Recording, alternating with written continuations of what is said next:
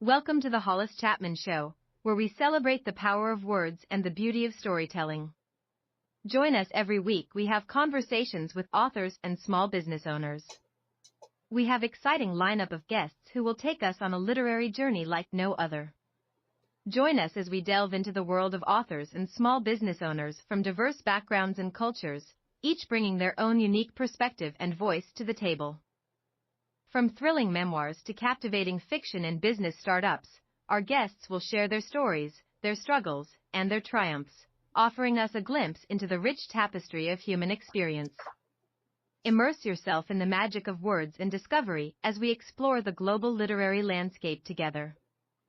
So grab a cup of tea, cozy up by the fire, and join us on this adventure of a lifetime.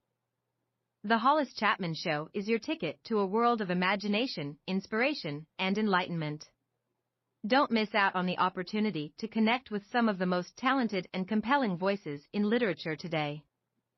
Tune in and let the journey begin.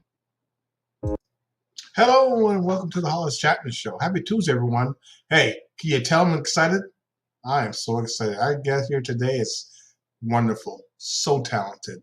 Our guest is a published writer, photographer, filmmaker with a BA in journalism and film. She created top 10 websites. She'll talk about that a little bit. But here's some things that you really got to grasp. Not only she did the maiden voyage of the USS Dallas nuclear submarine. I'm a former Navy guy, so I think I'm really jealous of that. And also, she catapulted off the aircraft carrier.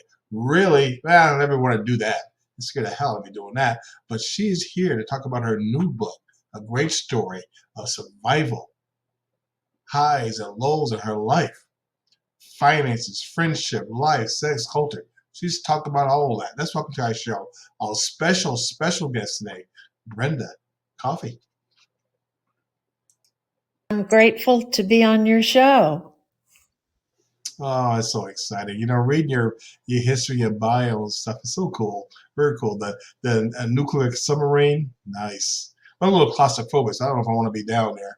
But the catapult off the carrier, that's cool too. Ma'am, tell us more about yourself and your new book. Go ahead.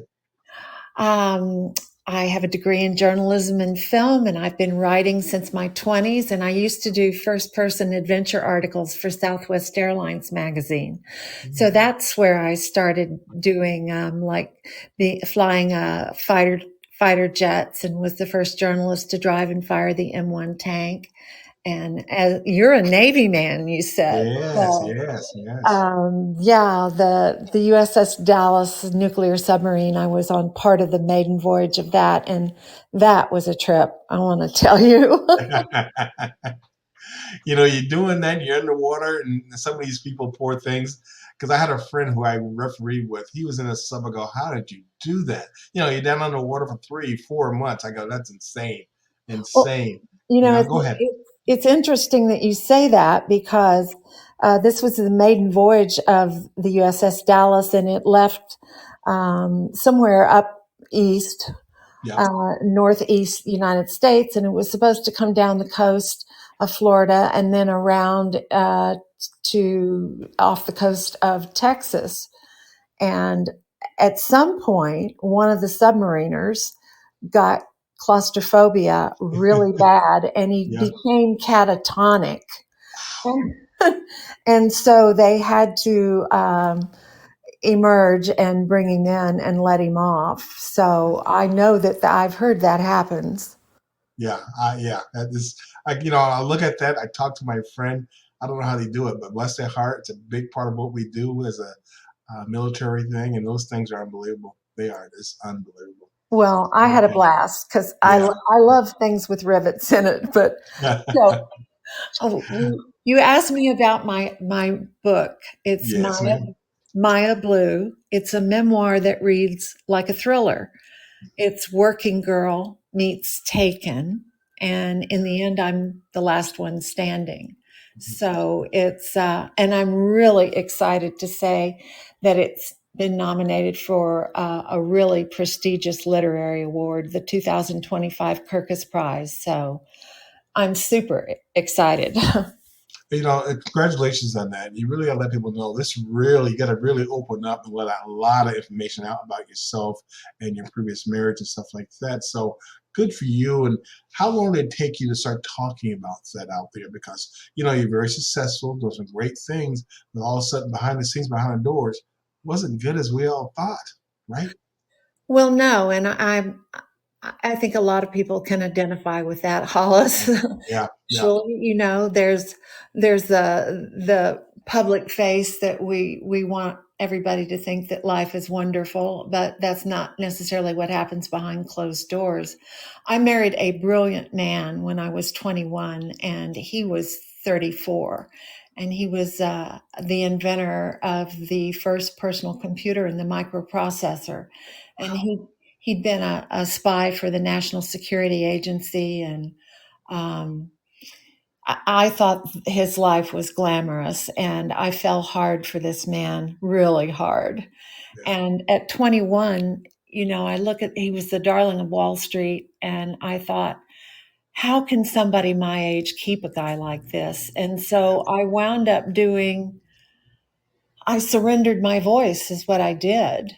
And I did pretty much whatever he wanted, whether it was dangerous, adventurous, sexual, or illegal, because I wanted to be the one woman he couldn't live without.